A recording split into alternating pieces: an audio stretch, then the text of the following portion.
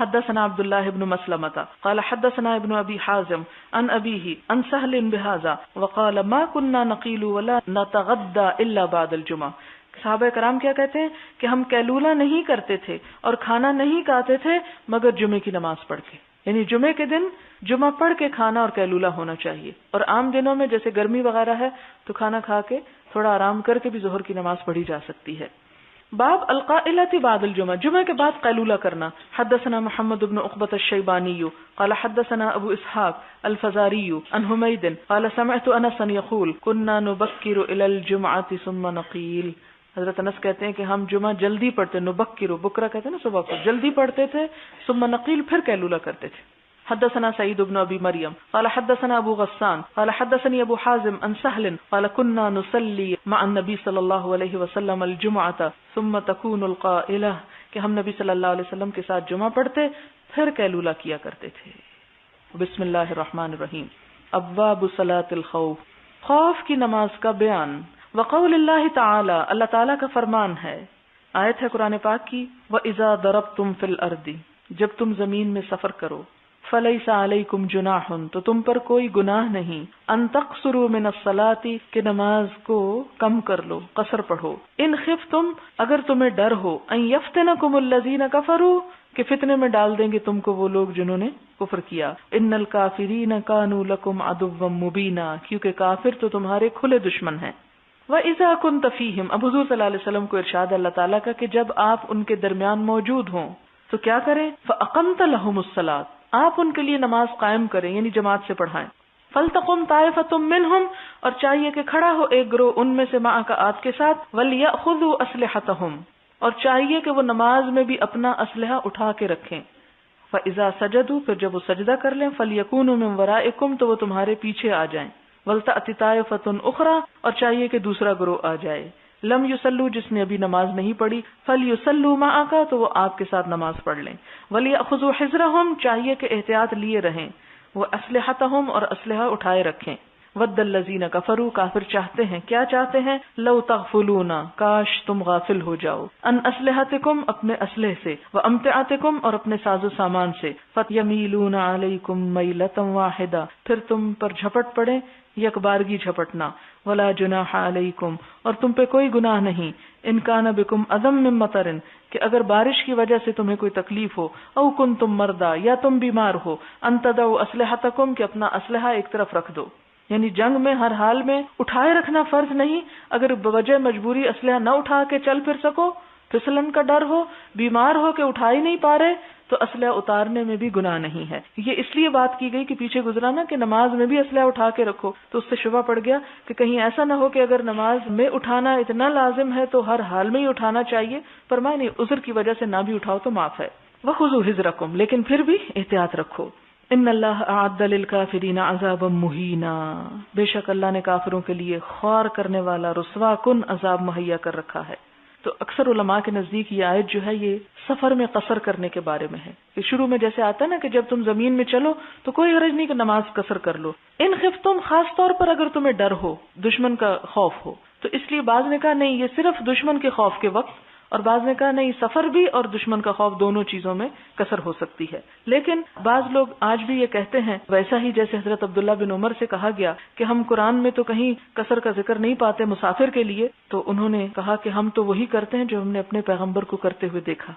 یعنی اگر قرآن میں تم سمجھتے ہو کہ یہ آیت جو ہے یہ عام مسافر کے لیے نہیں بلکہ صلاۃ خوف کی نماز ہے یہاں، تو ہم نے اپنے حضور محمد صلی اللہ علیہ وسلم کو عام سفر میں جو کہ خوف کے علاوہ بھی ہوتا تھا اس میں بھی قصر کرتے ہوئے دیکھا، اس لیے ہم قصر کرتے ہیں.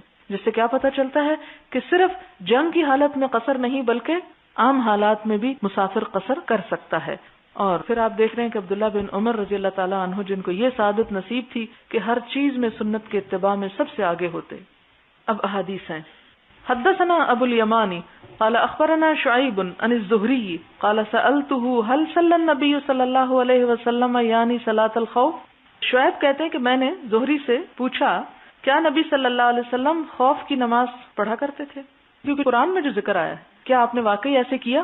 قال، تو انہوں نے جواب دیا. کس نے جواب دیا؟ زہری نے.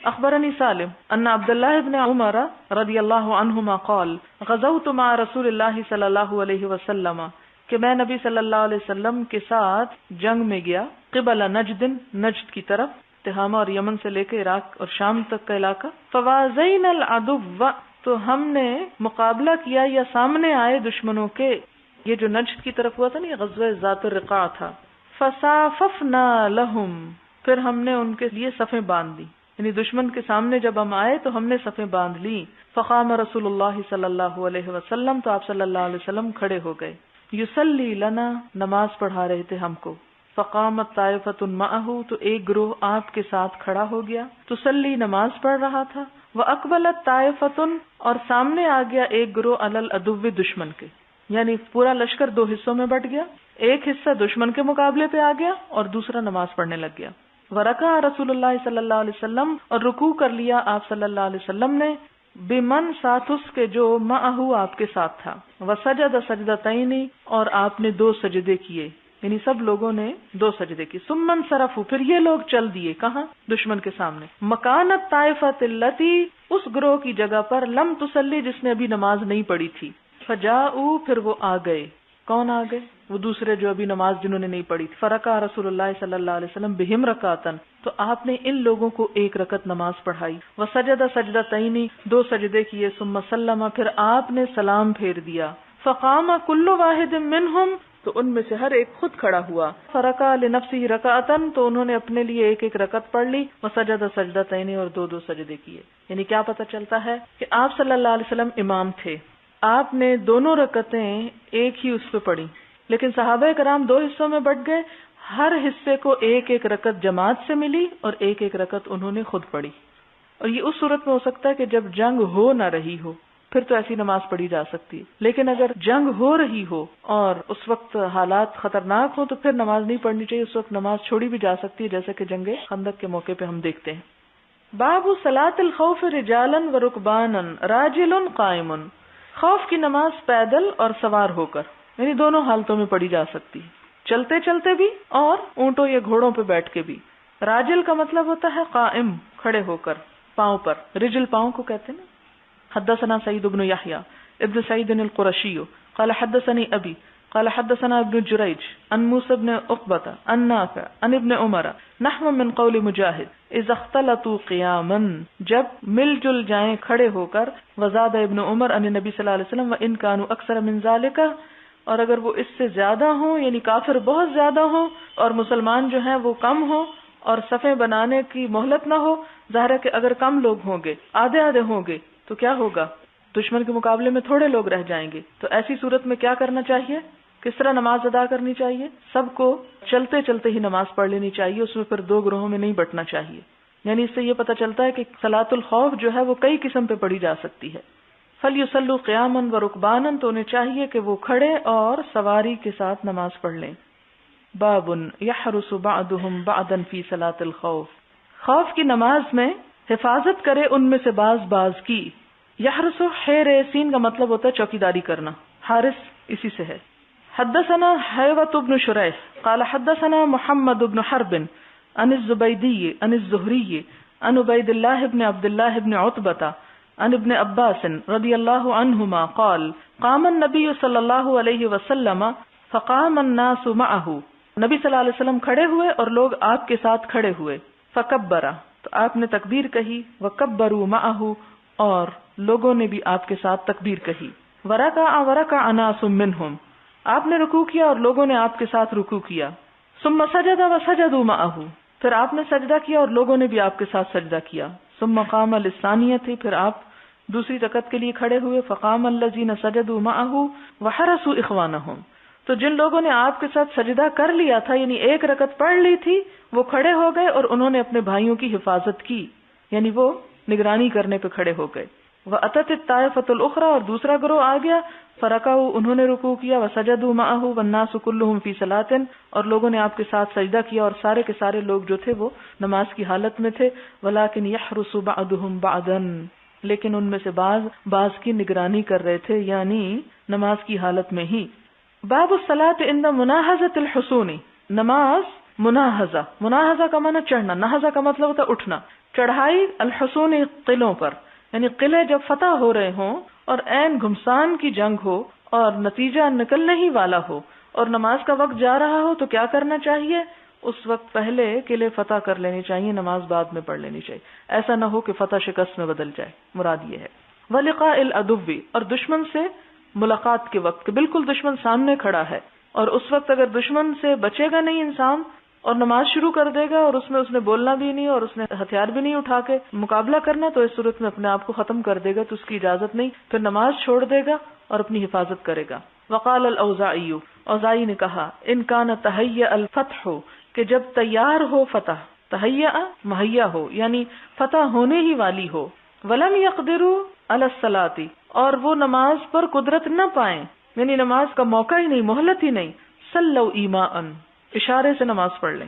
کل امرئ لنفسہ، ہر شخص خود نماز اپنی پڑھ لیں، جماعت نہ کریں. پھر فإن لم يقدروا علی الایماء، اور اگر اشارے پر بھی قدرت نہ رکھتے ہوں، یعنی اشارے سے بھی نماز نہ پڑھ سکیں، اخروا الصلاۃ، تو نماز میں تاخیر کر دیں. حتی ینکشف القتال، یہاں تک کہ ختم ہو جائے لڑائی، او یأمنوا، یا امن ہو جائے.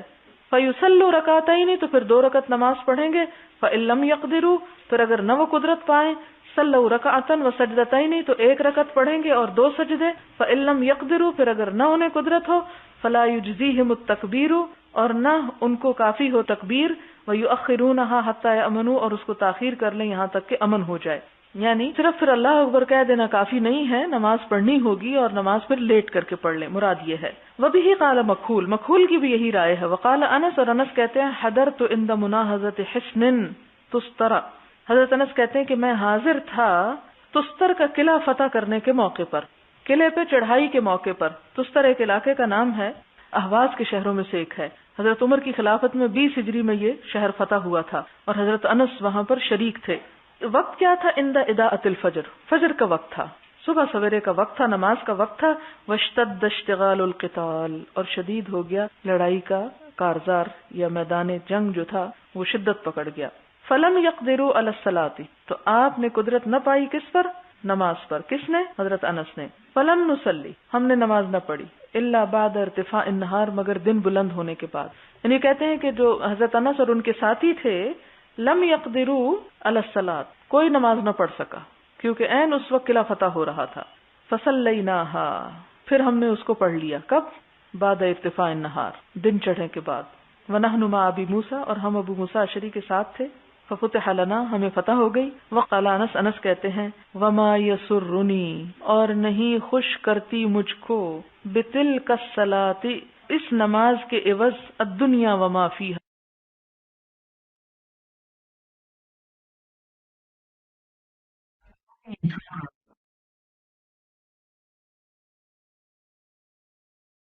دنیا اور جو کچھ اس میں ہے. یعنی ٹھیک ہے فتح تو ہو گئی، لیکن جو کچھ مجھے ملا وہ پا کر مجھے اتنی خوشی نہ ہوئی جتنی میں اگر اپنے وقت پہ نماز پڑھ لیتا تو مجھے خوشی ہوتی. یعنی وقت پر نماز پڑھنا جو ہے افضل ترین کاموں میں سے ہے. اور وہ کہتے ہیں کہ ٹھیک ہے فتح تو ہو گئی، لیکن اس نماز کے جانے کا مجھے بہت افسوس ہوا. ما یسرنی، نہ خوش کیا مجھ کو، بے بدلے، تلک الصلاۃ، اس نماز کے، الدنیا وما فی، نماز پر. کس نے؟ حضرت انس نے. فلم نصلی، ہم نے نماز نہ پڑھی، الا بعد ارتفاع النہار، مگر دن بلند ہونے کے بعد. یعنی کہتے ہیں کہ جو حضرت انس اور ان کے ساتھی تھے، لم یقدروا علی الصلاۃ، کوئی نماز نہ پڑھ سکا کیونکہ عین اس وقت قلعہ فتح ہو رہا تھا. فصلیناها، پھر ہم نے اس کو پڑھ لیا. کب؟ بعد ارتفاع النہار، دن چڑھنے کے بعد. ونحن مع ابی موسیٰ، اور ہم ابو موسیٰ اشعری کے ساتھ تھے. ففتح لنا، ہمیں فتح ہو گئی. وقال انس، انس کہتے ہیں وما یسرنی، اور نہیں خوش کرتی مجھ کو، بتلک الصلاۃ، اس نماز کے عوض، الدنیا وما فیہا، دنیا اور جو کچھ اس میں ہے. یعنی ٹھیک ہے فتح تو ہو گئی، لیکن جو کچھ مجھے ملا وہ پا کر مجھے اتنی خوشی نہ ہوئی جتنی میں اگر اپنے وقت پہ نماز پڑھ لیتا تو مجھے خوشی ہوتی. یعنی وقت پر نماز پڑھنا جو ہے افضل ترین کاموں میں سے ہے. اور وہ کہتے ہیں کہ ٹھیک ہے فتح تو ہو گئی، لیکن اس نماز کے جانے کا مجھے بہت افسوس ہوا. ما یسرنی، نہ خوش کیا مجھ کو، بے بدلے، تلک الصلاۃ، اس نماز کے، الدنیا وما فیہا، دنیا اور جو کچھ اس کے اندر ہے اس نے. لیکن ہم دنیا کے چھوٹے چھوٹے کاموں کی وجہ سے اپنی نمازیں گنوائے چلے جاتے ہیں. ہر چیز امپورٹنٹ ہے، ایک نماز وہ سب سے آخری بات ہے. اور اس کے برعکس صحابہ کرام، نماز اہم ہے، بڑے بڑے ملک فتح کرنے سے بھی زیادہ خوشی کی بات ہے. اس کا ہی نہیں مطلب بنتا کہ قلعہ فتح کر کے خوشی نہیں ہوئی. ظاہر ہے کہ وہ تو ایک خوشی ہوئی کہ جنگ جیتے مسلمان، وہ تو ایک نیچرل سی بات ہے، لیکن دوسری طرف اس نماز کے جانے کا بھی بڑا رنج تھا. یعنی اس سے ایک اور بات یہ پتہ چلتی کہ اگر بوجہ مجبوری بھی کبھی نماز چلی جائے تو اس پر انسان کو خوش نہیں ہونا چاہیے، پریشان ہی رہنا چاہیے. یعنی نماز کے وقت میں نماز سے بڑھ کر کوئی نیکی کا کام نہیں. اور اگر ایسی حالت آ جائے کہ انسان کے لیے چارہ ہی نہ ہو سوائے اس کے کہ وہ اس حالت سے نکلے، تو اس صورت میں اس مجبوری کے باوجود بھی اگر نماز چھوٹ گئی تو پریشانی کا اظہار رہے اس کے دل میں. حدثنا یحییٰ حدثنا وکیع عن علی بن المبارک عن یحییٰ بن ابی کثیر عن ابی سلمہ عن جابر بن عبداللہ قال جاء عمر یوم الخندق، حضرت عمر خندق کے روز آئے. فجعل يسب كفار قریش، تو وہ کفار قریش کو برا بھلا کہہ رہے تھے. ويقول، اور کہہ رہے تھے، یا رسول اللہ ما صلیت العصر، میں نے عصر کی نماز نہیں پڑھی. حتی کادت الشمس ان تغیب، سورج غروب ہی ہونے والا تھا اس وقت میں نے پڑھی. فقال النبی صلی اللہ علیہ وسلم وانا واللہ ما صلیتها بعد، اور اللہ کی قسم میں نے بھی ابھی تک نہیں پڑھی. قال فنزل الى بطحان، تو جب جنگ سے فارغ ہوئے تو آپ وادی بطحان میں آئے. فتودع، وضو کیا. وصلی العصر، عصر پڑھی. بعدما غابت الشمس، اس کے بعد کہ سورج غروب ہو گیا.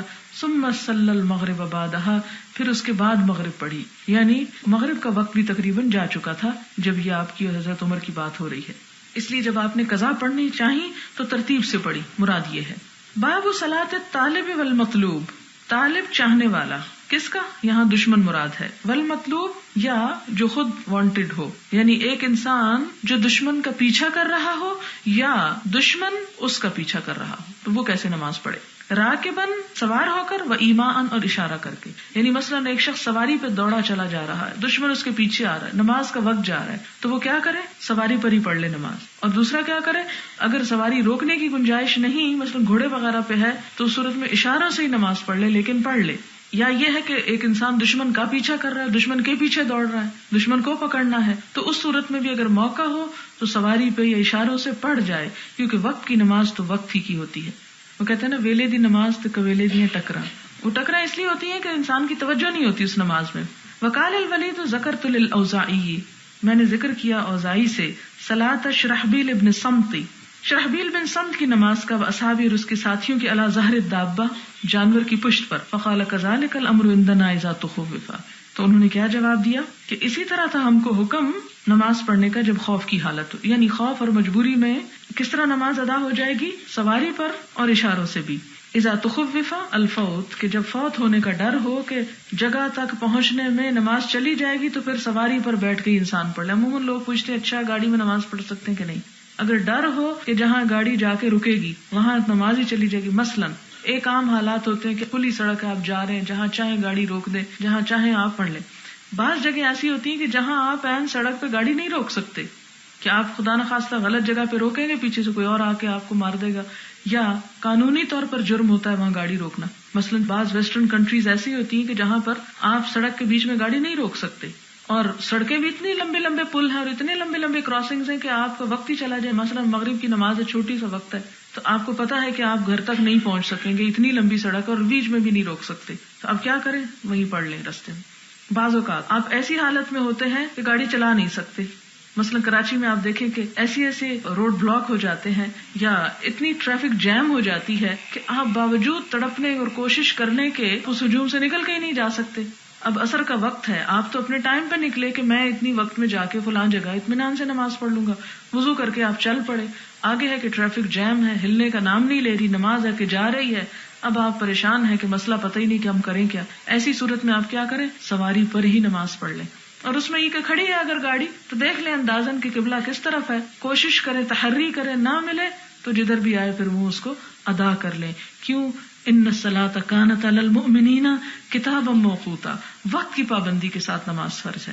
اور یہ جو صلاۃ الخوف میں پہلا درجہ وہ حدیث آئی تھی کہ آپ صلی اللہ علیہ وسلم آگے تھے اور صحابہ میں سے ایک نے جماعت نے نماز پڑھی، پھر دوسری نے. اس سے کیا پتا چلتا ہے کہ جب کسی لشکر نے پڑاؤ ڈالا ہوا ہو اور ابھی گھمسان کی جنگ نہ ہو رہی ہو تو اس میں انتظار بھی ہوتا ہے نا. بعض اوقات آپ دیکھیں ایک دن گزر گیا، 2 دن 3 دن جنگ نہیں شروع ہوئی، لیکن ہر وقت خوف کی حالت ہے، چوکنے ہیں مسلمان کے کسی وقت بھی حملہ ہو سکتا ہے. تو ایسی صورت میں کہ خوف تو ہے لیکن جنگ ہو نہیں رہی تو جماعت سے ہی پڑھنی چاہیے. اس سے ایک تو نماز کی اہمیت کا پتہ چلتا ہے اور دوسرا جماعت کی اہمیت کا پتہ چلتا ہے کہ حت الوسع جماعت کا اہتمام جو ہے وہ کرنا چاہیے. لیکن اگر گھمسان کی جنگ ہو رہی ہے تو جو بھی صورت میسر ہے، سواری پہ پڑھ سکتا ہے تو پڑھ لے، ٹینک چلا رہا ہے اور ساتھ ساتھ نماز پڑھ رہا ہے اور اسے پتا ہے کہ ابھی آدھے گھنٹے کا فرق ہے، اتنا مجھے چلانا پڑے گا، تو وہ نماز بیچ میں پڑھ لے. دوسرا یہ ہے کہ اگر ایسی پوزیشن میں ہے کہ اس کو موڑنا ہے یا آگے پیچھے اسے کرنا ہے تو ایسی صورت میں ساتھ ساتھ اشاروں کے نماز بھی پڑھتا جائے اور اپنا کام بھی کرتا جائے. اور یا پھر یہ ہے کیا اس کو پتا ہے کہ میں ایک لمحے کے لیے غافل ہوا تو ساری فوج جو ہے پیچھے برباد ہو جائے گی، تو اس میں پھر کیا کرے، پوسٹ پون کر دے، پھر وقت کے گزرنے کے بعد نماز پڑھ لے. تو یہ مختلف سہولتیں، ایک نہیں تو دوسرا، دوسرا نہیں تو تیسرا، کئی آپشنز دی گئی تاکہ ایک انسان کام کر جائے جیسے بھی ممکن ہو. تو اس سے نماز کی جو فرضیت اور اہمیت ہے اس پہ روشنی پڑتی ہے. واحتج الولید بقول نبی صلی اللہ علیہ وسلم لا یصلین احد العصر الا فی بنی قریظہ، اور احتجاج کیا، احتجاج کا مطلب دلیل لی ہے ولید نے نبی صلی اللہ علیہ وسلم کے قول سے کہ لا یصلین احد العصر، کوئی نہ پڑھے تم میں سے عصر کی نماز الا فی بنی قریظہ، مگر بنی قریظہ میں جا کر. یہ بنی قریظہ کیا تھے؟ بنی قریظہ مدینہ کے یہودی تھے جنہوں نے معاہدہ توڑا تھا، دغا بازی کی، مسلمانوں کا ساتھ دینے کی بجائے جنگ احزاب میں کس کا ساتھ دیا؟ آنے والے لشکروں کا ساتھ دیا. اب یہ ہوا کہ جب ابو سفیان واپس گیا جنگ سے تو آپ صلی اللہ علیہ وسلم نے فوری طور پر ان کے اوپر حملہ کیا کیونکہ انہوں نے عہد توڑا تھا، اور اتنا بھی مہلت نہ دی کہ نماز ہی پڑھ لیں. آپ نے فرمایا کہ چلو جاؤ، حملہ آور ہو جاؤ، اثر بھی نہ پڑھو جب تک بنو قریظہ میں نہ پہنچ جاؤ، یعنی وہاں پہنچ کے اثر پڑھو گی. تو اس سے کیا پتہ چلتا ہے کہ نماز آپ نے تاخیر کروا دی. کس وجہ سے؟ ایک بڑی مصلحت کی خاطر، کہ اگر اب ان دشمنوں کو، ان دھوکہ بازوں کو چھوڑ دیا گیا تو یہ تو ہم نمازیں پڑھتے رہیں گے اور وہ آ کے پھر حملہ آور ہم پہ بھی شاید ہو جائے. تو یہ کتنی نازک گھڑی تھی کہ اگر آپ یہ فوری ڈیسیژن نہ لیتے تو اس صورت میں مسلمانوں کو مزید نقصان ہو سکتا تھا. لہٰذا آپ نے کیا حکم دیا کہ فوری طور پہ چلو اور جا کے حملہ کرو بنی قریظہ پہ، انہیں مہلت نہ دو، اور وہیں جا کے نماز ہوگی. اب اس کا تفصیل کیا اگلی حدیث میں ہمیں پتہ چلتی ہے.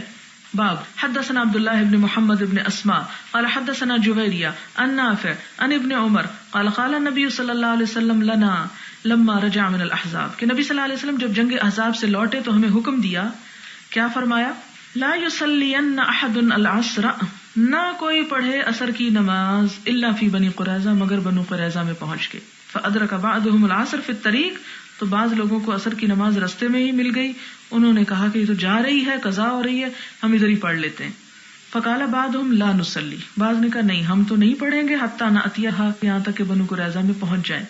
وقال بعضهم بل نصلی، بعض نے کہا نہیں ہم تو پڑھیں گے. اختلاف ہو گیا. اب آپ دیکھیں کہ صحابہ کرام میں اختلاف ہوتا ہے. لم یرد منا ذلک، یعنی آپ صلی اللہ علیہ وسلم نے ہم سے یہ نہیں چاہا تھا کہ ہم نماز ہی نہ پڑھیں اور اس طرح ڈیلے کر دیں. فذکر للنبی صلی اللہ علیہ وسلم، تو یہ بات نبی صلی اللہ علیہ وسلم کے سامنے ذکر کی گئی کہ بعض نے رستے میں نماز پڑھ لی اور بعض نے وہاں جا کے پڑھی. فلم یعنف احدا منہم، تو آپ نے کسی پر بھی سختی نہ کی کہ دونوں ہی ٹھیک ہے. اب اس میں کس چیز کا جواب ہے؟ ان لوگوں کی بات کا جواب ہے جو کہتے ہیں جی حق تو ایک ہی کے پاس ہو سکتا ہے نا، دو کے پاس کیسے ہے؟ نہیں، دو کے پاس بھی ہو سکتا ہے. اگر وہ نیک نیتی کے ساتھ اجتہاد کر رہے ہیں تو مجتہد کی جو غلطی ہے وہ بھی غلطی نہیں پھر شمار ہوتی، اس کو اس پہ بھی اجر ملتا ہے. لیکن اگر ہمیں پتا چل جائے کہ مجتہد غلطی پہ تھا تو ہمیں مکھی پہ مکھی نہیں مارنی چاہیے، پھر مجتہد کی غلطی کو پکڑے نہیں رکھنا چاہیے. غلطی والے مجتہد کو چھوڑ کر دوسرے مجتہد کی بات لے لینی چاہیے جس کے پاس زیادہ مضبوط دلیل ہو. اب اس میں یہ تھا کہ دو چیزیں تھی. ایک تو یہ ہے کہ جن لوگوں نے رستے میں پڑھ لی انہوں نے کیا کہا؟ انہوں نے کہا کہ آپ صلی اللہ علیہ وسلم کا مطلب یہ تھا کہ ہم جلدی نکل چلیں اور جلدی بنو قریظہ پہنچے تاکہ عصر سے پہلے پہلے پہنچ جائیں، لیکن ہم باوجود کوشش کے نہیں پہنچ سکے تو ہم ابھی پڑھ رہے ہیں عصر. اور بعض نے کہا کہ نہیں، چونکہ آپ نے ہمیں منع کیا تھا کہ بنو قریظہ سے پہلے پڑھنی نہیں، اس لیے ہم تو نہیں پڑھیں گے. ایک نے ظاہر پہ عمل کر لیا، ایک نے تعویل کر کے عمل کر لیا، اور دونوں کا عمل آپ نے درست قرار دیا. تو اسی طرح ایک حدیث کو سمجھنے میں اگر اس قسم کی کوئی دو رائے آ جائیں، مثلا آپ دیکھیں کہ جیسے ایک روایت میں آتا ہے کہ آپ صلی اللہ علیہ وسلم نے نماز میں ناف کے اوپر ہاتھ رکھا. اب بعض نے کیا کہا کہ جی اسی کے اوپر، اور بعض نے کیا کہا کہ اس سے اوپر. اب آپ دیکھیں دونوں ہی ٹھیک ہے نا اپنی اپنی جگہ. کس کو غلط کہیں گے آپ کہ اس کے اوپر؟ تو کچھ لوگ ذرا نیچے کر کے باندھتے ہیں، اور کچھ جو اوپر سے مطلب وہ جگہ چھوڑ کے اوپر لیتے ہیں تو وہ اوپر باندھ لیتے ہیں. تو اگر اس چیز کو بنیاد بنایا جائے تو دونوں اختلاف ہیں، لیکن دونوں کی نماز صحیح ہے. تو بعض چیزیں عملی روایت سے سامنے، اور بعض علاقوں میں جیسے ایک صحابی گئے ہیں، انہوں نے جا کے ایک چیز بتا دی ہے تو کچھ نے ان کو دیکھا، کچھ نے دیکھنے کا خیال نہیں کیا، اس کو ویسے ہی لے لیا جیسے کہا. تو وہ طریقے مختلف ہو گئے، پھر ایک سے ایک بڑھتا چلا گیا، ایک جگہ پہ ایک چیز پھیل گئی، دوسری میں دوسری پھیل گئی، حالانکہ دونوں ہی اپنی اپنی جگہ صحیح کام کر رہے ہیں.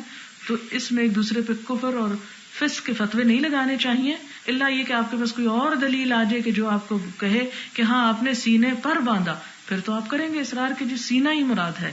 لیکن اگر سینے کا لفظ نہیں آیا اور صرف ناف کے اوپر والی بات ہے، تو اگر کسی نے اس کے اوپر یا ذرا یہاں اوپر رکھ لیا. پھر اسی طرح ہاتھ، تو ہاتھ سے مراد کچھ لوگوں نے یہ ہاتھ لیا، اور بعض لوگوں نے کہا کہ وہ آتا نا فَاغْسِلُوا أَيْدِيَكُمْ إِلَى الْمَرَافِقِ، کہ اپنے ہاتھوں کو کونیوں تک دھو. تو وہ بھی قرآن میں اس کی دلیل موجود ہے کہ قرآن میں ہاتھ دھونے کا جب ذکر آیا تو ہاتھ کو یہاں تک بیان کیا گیا. انہوں نے کہا کہ یہ سارا ہی ہاتھ ہے، اس لیے ہاتھ پر ہاتھ سے مراد یہ ساری جگہ ہے. تو اس طرح کی جو اجتہادی اختلاف ہے یا ایک بات کے سمجھنے میں نقطہ نظر کا فرق ہونا ہے، اس سے دین کے خلاف نہیں یہ بات پڑتی. دین میں وسعت ہے کہ جس کو جیسی سہولت ہو، جو بات جس طرح سمجھ آئی، اگر اس نے وہ صحیح سمجھ کے عمل کیا اس پر، تو اس پر بھی اسے اجر اور ثواب مل جائے گا. ہاں وہ ضدی اور ہٹ دھرم شخص کہ جس کو اصل بات پتہ چل رہی ہے لیکن وہ صرف اپنی میں کو قربان نہیں کر سکتا اور کہتا ہے چونکہ میں اس پر رہا ہوں یا میرے آباء و اجداد اس پر ہے اس لیے مجھے تو یہی زیادہ اچھا لگتا ہے. تو اگر کوئی بات اس لیے ہمیں اچھی لگتی ہے کہ ہمارے ماں باپ کی بات ہے تو پھر وہ ایمان خلل میں ہے، کیونکہ ایمان تو اس وقت مکمل ہوگا کہ جب اللہ اور اس کے رسول صلی اللہ علیہ وسلم ہر